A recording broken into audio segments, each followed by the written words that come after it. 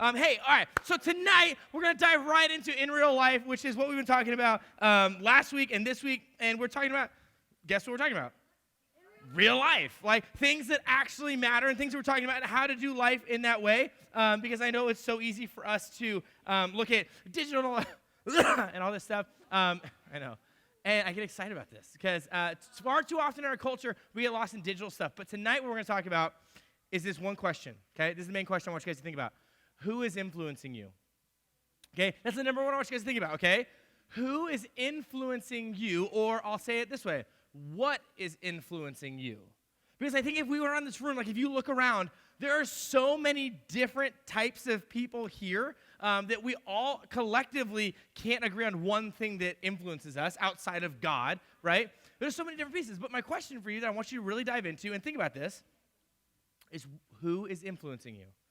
Because here's what I believe without a shadow of a doubt, okay? The enemy, Satan, who comes to steal, kill, and destroy, who comes into our lives to do nothing but cause chaos, tries to bring things into your life and put things in front of you that you can be influenced by or that you might find attractive or attractional and go, yes, I want to follow that or be a part of that.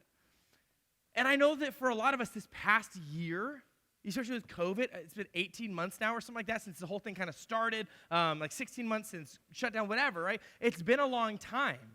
I know for me, I look back at the beginning of COVID, and at that point, I only had one of my 4 kids in school. Now I have 2 with a third one who's starting like preschool, right? Things have changed in a year and a half. And here's what's crazy, okay? In March of 2020, COVID hits. And since COVID hit, 71% of Gen Z has discovered a new hobby, right? You, just in case you don't know who Gen Z is, it's all y'all, okay? In case you didn't know that, okay? 71% of Gen Z since COVID started has found a new hobby, right? Something that takes your time that you enjoy investing in or being a part of, okay?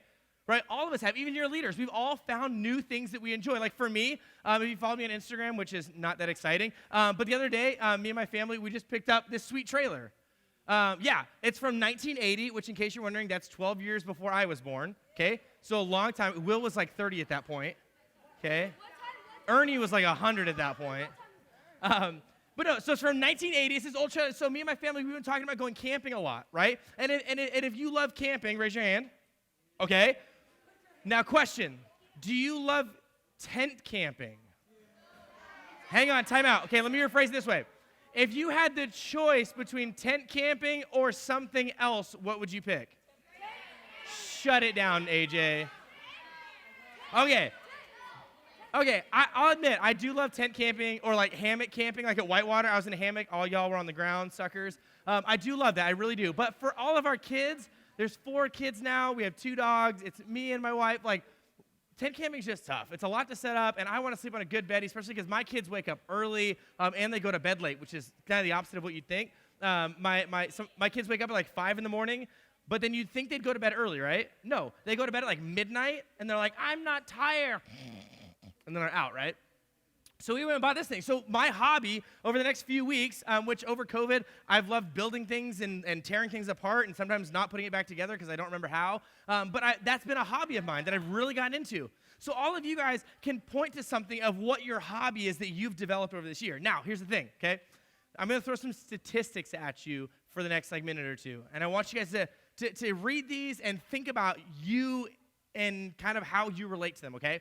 55% of Gen Z and millennials, which I'm a millennial, I'm old, okay, have increased their social media usage. Would anybody agree with that? Anybody do like the screen time thing on your iPhone and you're embarrassed sometimes? It's like Instagram, like 9 hours, and everything else is like 2 minutes, right? Right? 55% of Gen Z and millennials have increased their social media usage since COVID began in March of 2020. 55%, that's a lot. Now, that not 55%, right, is probably some of you in the room who earlier said, I don't have a phone, okay? You can't increase social media because you don't have it. That's okay, right? 50%. That 63% increased their binging of streaming services. Anybody run out of things on Netflix? Anybody go from Netflix, now you're out of things on Disney+? Okay? Hulu, like all these. Cobra Kai, that show. I couldn't get into it, guys. I tried. I watched the season 1. I was like, meh. okay? But think about it. Hang on, listen to this. Listen. 63% of Gen Z and millennials have increased their binging. Here's what I want you to understand. Not just watching Netflix, Disney Plus, those things. Binging. Where like you sit down and you're like, oh yeah, I got a little time before bed, and now it's like 4 a.m. and you've watched an entire season of like Cobra Kai, right? That's binging, okay? 63% have increased how much they binge watch. I'm honestly embarrassed to say how much TV I watch. I pay $5.99 every month just so I can rewatch The Office for the 10,000th time. Okay? And trust me, because I'm paying for it, I get my money's worth, okay? Yikes. Now, here's one that I can really relate to. 59% increase their gaming. Anybody? All right? Right? If you know me, right when COVID hit, okay, right before COVID, this game called Warzone came out. And I'm in Arizona. It's like week 3 of like quarantine, but we went to go see my family to like lock down whatever. And I get this call from Chandler Burns, and he goes, "Hey, dude, get on your PlayStation." I'm like, "Whoa, dude, like, what do you mean?" He's like, "There's a game." I was like, "Dude, I don't have $70 to drop on a game." He goes, "No, it's free." And since then, that's all I do every single night. I play Warzone, okay? 59% increase in their gaming. Chan, yeah. Now, overall time spent digitally has gone up 15% across the board between Gen Z and millennials. 15%. Now, let me, for those of you that aren't good at math, let me break this down for you. It looks like this. In 24 hours, 15% is 3.6 hours added. Next slide. Okay, check this out. Check this math. That's 3.6 hours added. Now, before the average screen time or digital media consumption in a day, the average for the United States was 10 hours a day. We just added 15%, so 3.6 hours. So now we're at 13.6 hours on average of media usage a day. Now, some of you go, "What? That's crazy. No way, man. That's not me." And I would dare you right now to look at your screen time on your phone if you can. Look at it. Now here's what I'm not saying. I'm not saying that every single one of you. 5.5 hours for Julian Gibbs. 8 out. Savvy, you're on 8 hours? All right. Hang with me. Hang with me for a second. Hang with me. Now, some of you are bragging about how much you're on your phone right now. Look, mine's 14 hours. Okay. Let me pose this question. Let me pose a genuine question, all joking aside. Let me pose this question, all joking aside. Let's put our phones away.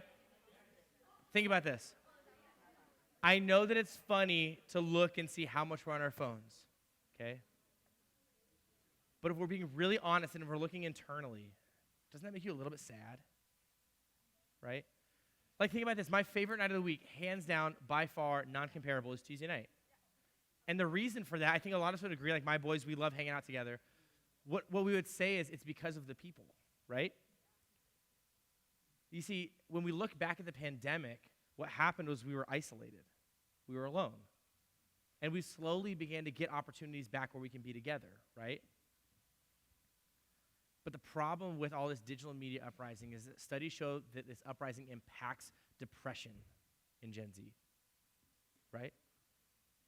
It is almost exclusively impacted the amount of depression, anxiety, medication prescribed to Gen Z because of media consumption, right? Isn't that sad to think about? Like, I know when we look at our phones, I know for me, I promise you, I would be embarrassed how much I've been on my phone today, or this past week, this past month, this past 16, 18 months. what I can tell you is that just because I'm older, whatever you want to say, that doesn't mean that it has escaped me too.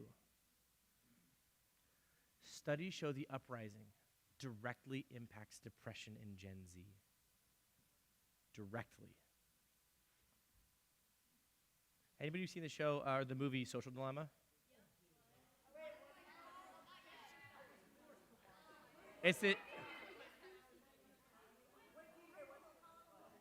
a documentary, and it's called Social Dilemma. Let me tell you a little bit about what this documentary is about.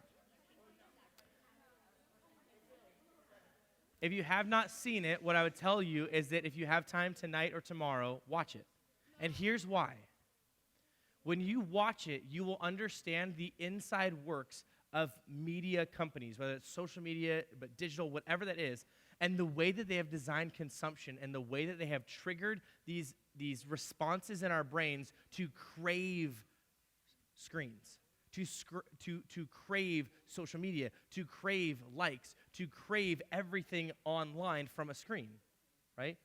I don't want to spoil it because I would love for every single person to go watch this. Because when I saw it, not just as a parent, as a person, I felt personally attacked.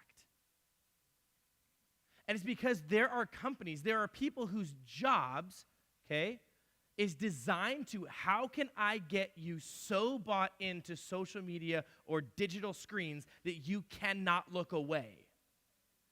What they're doing is that they are creating this culture in this world that tells you who you should be, what you should be a part of, what you should buy, what you should like, and they are triggering responses from you and changing who you are without you even realizing. Isn't that crazy to think about? That there are companies that their entire base and foundation of what they're trying to do is change who you are. They're trying to directly influence you to change what you believe in, your moral compass, what you say is okay, and what you believe is good. Does that sound like something that you want to be a part of? No. Right? If you had a friend in your life, and maybe some of you do or have had this, who they walk up to you and every single day tell you, this is what you need to wear, this is who you need to be, this is what you need to do. Wouldn't you drop them like a bad habit? You'd say, no, that's not for me. Right? I don't want that in my life. I don't want to be a part of that. Why is it that when it comes to what influences us digitally, socially, online, on screens, we haven't walked away from it yet? It's because it is so ingrained in us in culture that online connection has become our primary source of connection, right?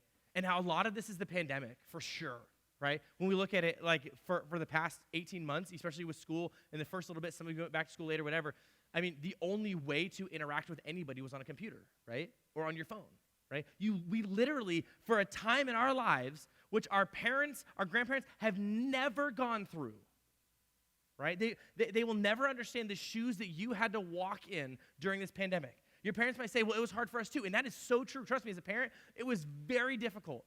I made a lot of wrong decisions. But the seat that I sat in was different than the ones that you sat in.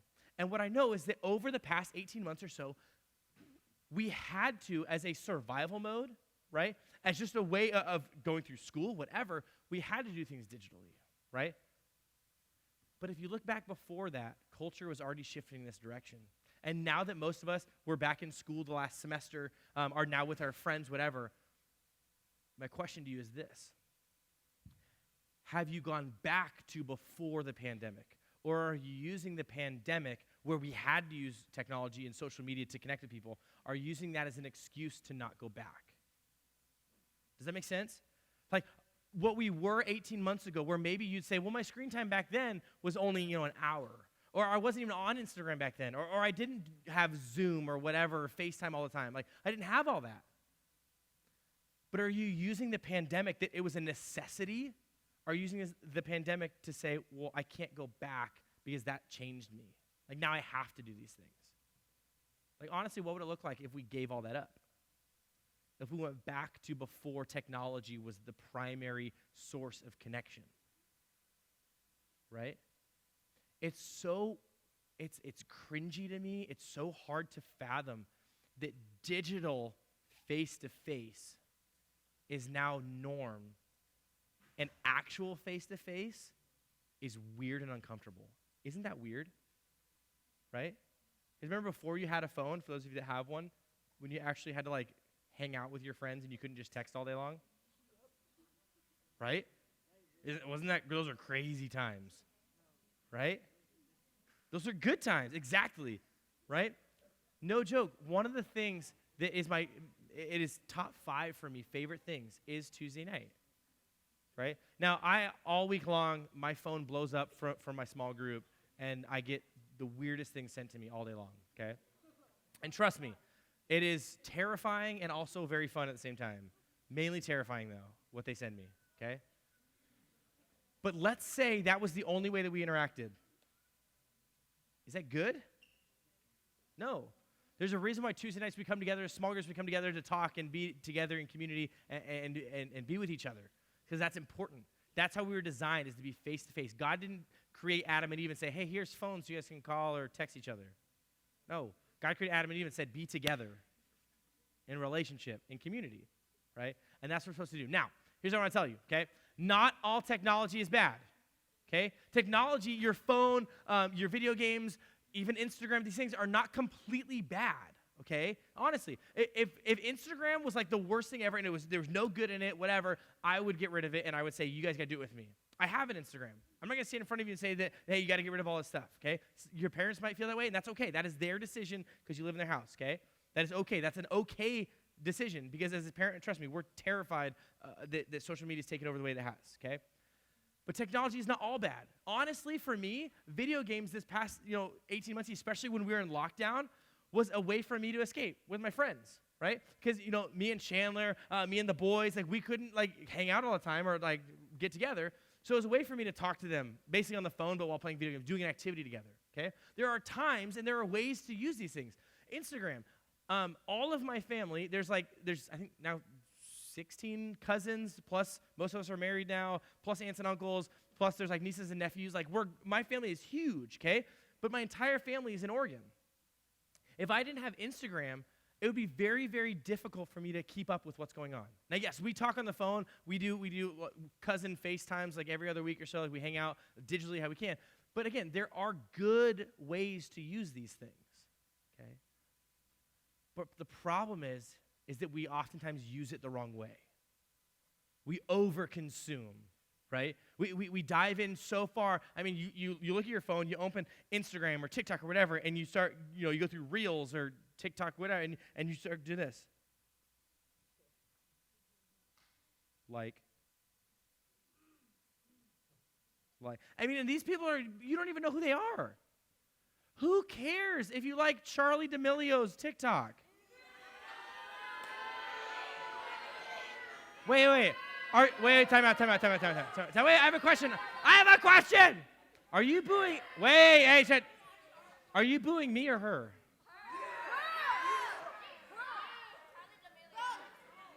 Right? Hey, guess what? Just because you commented on Jake Paul's YouTube video, that doesn't mean he knows who you are. Not your best friend. Okay? I know, I'm spitting facts tonight, everybody. Okay? The problem is that we get so consumed in it that technology that can be used in a positive way, we use it the wrong way, and it begins to just take over. And we don't use it to connect with the people that we will also have face-to-face connection with. We connect with people that will never know who we are, and it doesn't matter, right? That's what happens with social media. Now, we're jumping into the book of Proverbs, so if you got your Bible, open up Proverbs. And here's what Proverbs says. Proverbs calls a lot of this stuff vain pursuits and laziness, okay? Now, vain pursuits, what that means is that you are pursuing something for the good of you or potentially in something that doesn't matter and is pointless and useless and will never benefit you, okay? So for those of us that we wake up in the morning and the first thing we do is we look at how many likes we have. I'm not saying you all do, but some of you that hit home for a second, okay? Right? These are vain pursuits that will never benefit you as a person because it is non-personal. It is not connection. It does not draw you closer to people who matter, okay? And here's the thing, as we dive into Proverbs right now, we were made for face-to-face interaction with others, right? Like, that's just the truth. We were designed that way. We were intended to be that, right? 2020 took a toll on all of us. We felt isolated.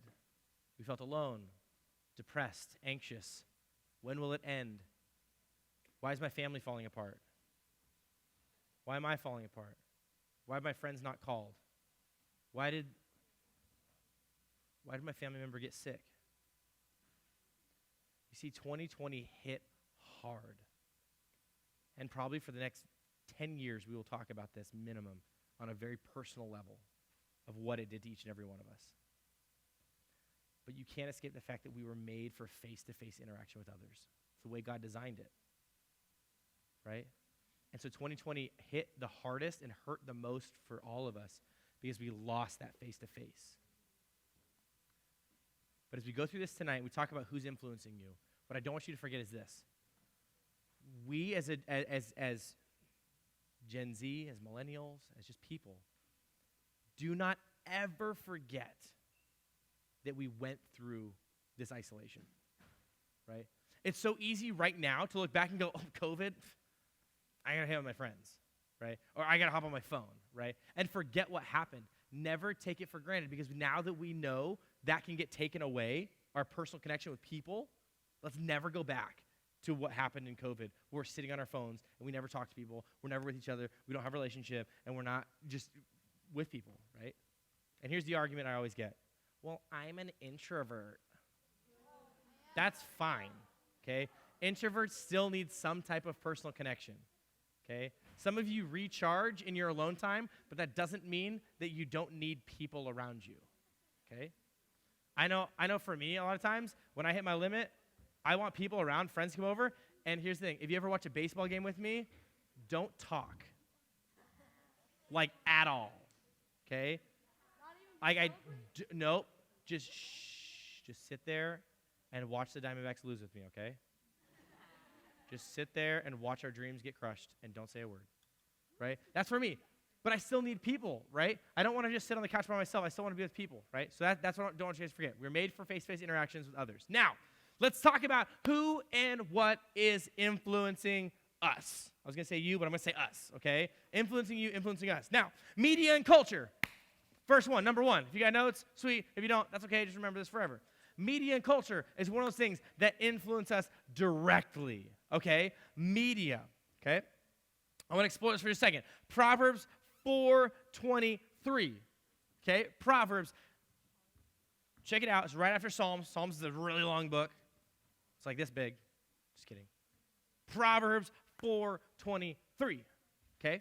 And this is what it says, okay? Mark this in your Bible. You find it? I'm going to wait. I'm going to wait for you guys. You guys are doing great. 4:23. There it is. There it is. Okay, got it? You girls with me? Yes. Okay, yes? Can I read it now? Okay, great. It says this. Above all else,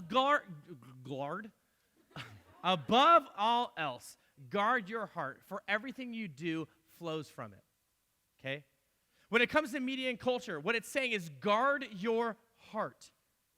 Guard what's in here. Guard what you feel. Guard what you care about, right? Your heart, if you've ever been called heartless, it's because you have lack of feelings, because you're probably a butthole and mean to people, okay? I'm sorry. I shouldn't have said butthole. I should have said, that's not better. What should I have said?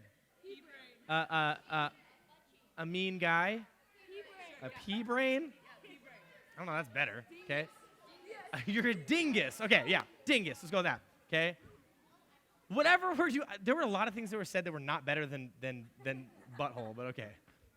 Also, this is on YouTube, so parents, I'm sorry I said butthole like 9 times. Okay. Here's the deal. Above all else, guard your heart, for everything you do flows from it, okay? If we allow media and culture to infiltrate our heart and tell us what to care about, right? If it begins to change what we feel, okay? What it says is that everything you do flows from it, okay? This is the honest truth. Your heart, before your head, controls what you do. Let's be really honest, okay? When you're mad and you want to, like, fight somebody, it's because your heart is all, like, angry, right? Right? Okay? If you want to care for somebody, it's because what? Because you feel for them in your heart.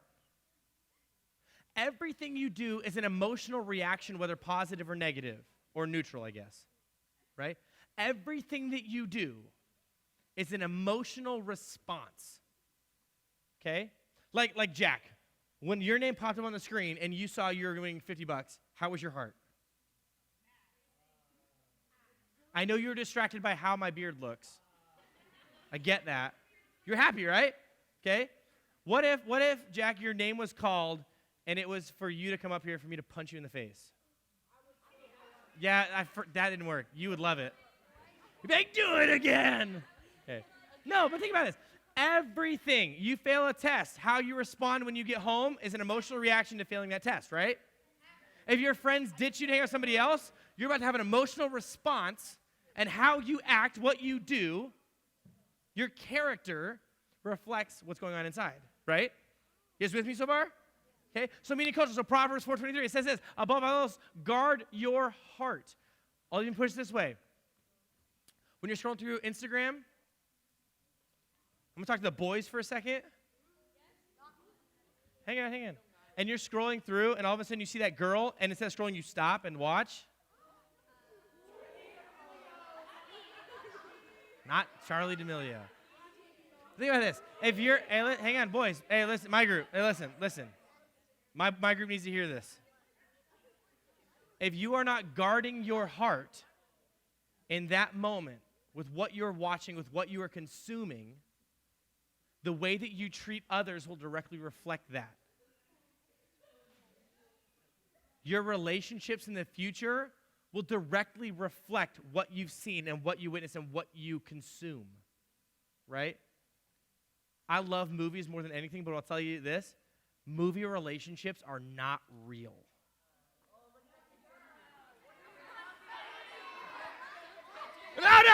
No, got it.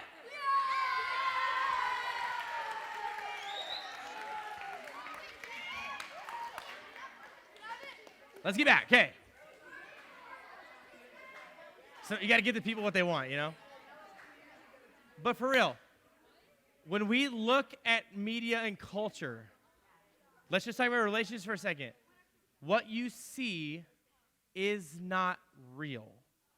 To burst a lot of bubbles in the room, Jim and Pam are not real. All right. So what it says is guard your heart above all else, for everything you do flows from it. Your heart controls who you are and how you act. Number 2 is friends. Ooh. Friends is number 2. Don't look around at people because you might offend somebody. Your friends, hang on, bring it in. Your friends directly influence who you are and who you will become and how you act and what you do, okay? Directly reflect it, okay? I've got a few on this one. Ready? Proverbs 11:30 says this, the fruit of the righteous is the tree of life, and the one who is wise saves lives. Okay? That's the NIV. Now check this out. Ready? The NLT, which is a different translation, I love how it says it. It says this. The seeds of good deeds become a tree of life. A wise person wins friends. Okay? So when you make the right choice, when you're living a different lifestyle that's good and happy and cares for people, what I'll tell you is that you attract those type of friends. Okay? If you are negative Nancy, always upset, mad, trash talking, gossiping, guess what kind of friends you're going to attract? Toxic friends, not good ones, okay? 11:30, okay? Proverbs 13:20 says this, walk with the wise and become wise. Associate with fools and get in trouble. Okay? Again, your Bible might say a little bit different. This is the NLT. Walk with the wise and become wise. Associate with fools and get in trouble. You guys all understand this. When you have friends, again, who make good choices, don't you feel encouraged to make good choices? Yes. When you walk with dummies, and you do dumb things with your dumb friends, don't you end up doing really dumb things? Yes, you do, okay? Some of you feel extra attacked right now. And if you're looking around going, I don't have any dumb friends, can I be really honest? You might be that dumb friend. I just want to say it straight, okay? Your parents have said it nicely. I'm going to say it straight up. If you can't find the person in your life that's like the not great friend, it might be you. Okay? This is no longer. Proverbs 22 says this. Proverbs 22 says this. Next slide in. Says this. Do not make friends with a hot-tempered person. Do not associate with one easily angered, or you may learn their ways and get yourself ensnared. Okay? Ensnared is trapped, is stuck. Right? So again, don't make friends with a hot-tempered person. Don't make friends with an angry person. Because guess what? What are you going to do? You're going to pick up those habits. Right? You've probably seen this illustration. Okay? Right now, if I go to pick up Julian, is it easier for me to pull him up or for him to pull me down? Right? You all know that example, that illustration, right? It's easier to be pulled down into the depths, into the crap, into the bad stuff, into the negativity, into the toxicity. Gabe, turn around. Okay? It's easy to get pulled down. So if you associate with the people down there, all stuck in the weeds, all angry all the time, guess what? You're getting sucked down into it, okay? Don't do it. Don't let bad friends influence who you are. Okay? Who you interact with is who you become. Right? Have you ever heard this phrase? Show me your friends and I'll show you your future. Show me who you associate with and I will show you who you're going to become if you haven't already become them. Don't allow your friends to influence you negatively. Now, this is my favorite one, dating.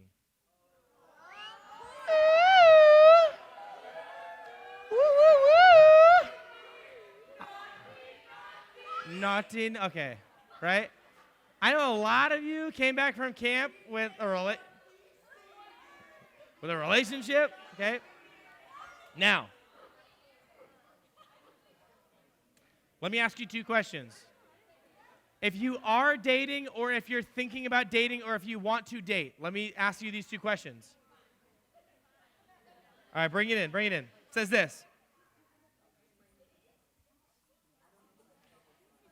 All right, ready? Questions, here we go. First one. If you are dating, do you think God is pleased with your relationship? No, shh. Don't answer this out loud. Shh. Don't answer this out loud. For a moment, I want you guys to quietly think. If you are dating, do you think God is pleased with the relationship? Don't answer out loud. Don't talk out loud. Just think. If you were focused, you'd hear it. Oh, naughty. Okay. All right, bring it back. Sorry, Michaela. Okay. If you are dating, do you think God is pleased with the relationship? Second question. Is your heart so tangled up in oneness with the person that you've compromised in certain areas? So are you so caught up in your relationship, in being with somebody, anybody, that you've compromised in certain areas that you said, I would not be that or go there? Does your desire for a boyfriend or girlfriend consume way too much of your headspace? No, don't answer it out loud.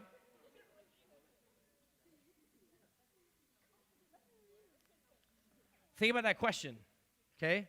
Because our relationships have so much to do with who we are and how they influence us that we can oftentimes get caught up in things. Now, quickly, I'm going to read this. Proverbs 7:6-27 says this. While I was at the window of my house, I saw some naive young men, and one in particular who lacked common sense. He was crossing the street near the house of an immoral woman strolling down the path by her house. It was at twilight in the evening as deep darkness fell. The woman approached him, seductively dressed and sly of heart. She was the brash, rebellious type, never content to stay at home. She is often in the streets and markets, soliciting at every corner. She threw her arms around him and kissed him. With a brazen look, she said, I've just made my peace offerings and fulfilled my vows. You're the one I was looking for. I came out to find you, and here you are. My bed is spread with beautiful blankets with colored sheets of Egyptian linen. I perfume my bed with myrrh, aloes, and cinnamon. Come, let's drink our fill of love until morning. Let's enjoy each other's caresses, for my husband is not home.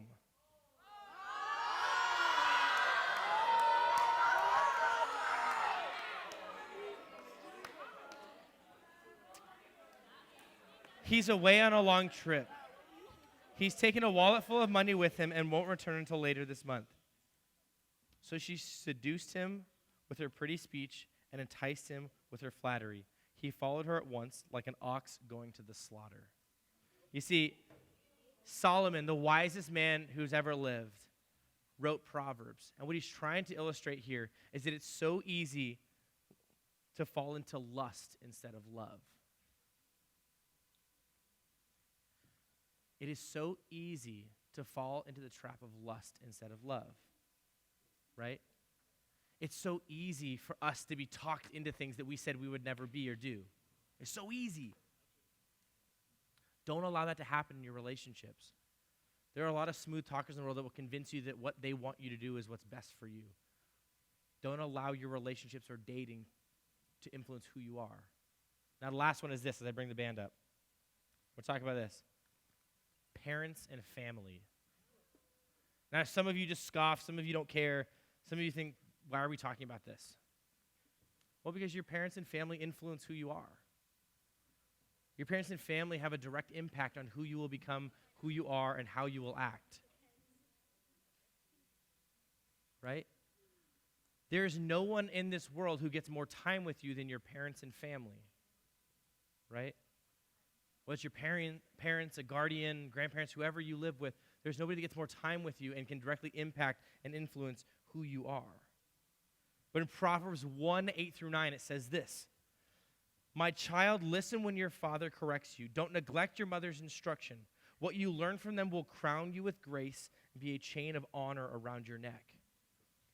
What Solomon's reminding us of here is that I know, and this is going to be really annoying for some of you, okay? And I want to make sure I make this very, very clear. When I say this, I'm not necessarily speaking to everybody in the room because everybody has a different situation. Some of you go, well, I don't have parents. Well, then I want you to flip it to somebody who has good influence in your life, to somebody who looks out for you. Maybe that's your small group leader here tonight. Maybe that's an older sibling, right? There's somebody in your direct connection that sometimes they give you wisdom. Maybe it's a coach, teacher, whatever, that gives you wisdom that you go, okay, that's fine for somebody else, but not for me. What Solomon is saying is that people who genuinely care for you, people who genuinely are looking out for you, don't neglect the wisdom that they give you. Just because you find it annoying or you feel like you don't want to listen today. Parents, family, I'm going to quote family. That can be a lot of different people. Their wisdom can be a crown on your head or a necklace around you. And it can be great. It can be something that shows people that you are a different person. Don't ignore those things. Don't think just because your parents are old that they don't know how to teach you and how to coach you and how to love you. I know oftentimes we look at our parents and we go, okay, maybe back in your day. But your parents do have a lot of things to share with you. Your family has a lot to benefit from you and by sharing with you. So here's my challenge to you guys tonight. It's this question as we go to small groups in a moment. Who is influencing you? What are you allowing to influence you? Are you being changed and shaped by people that work at a company that all they want to do is take from you and have you consume these screens and these things so that way they can change you for what they want and make you a robot in their army? Or are you going to stand firm in what Scripture says and be ever changed by a God who loves you more than any of those companies? My question that I want you to think about is what and who is influencing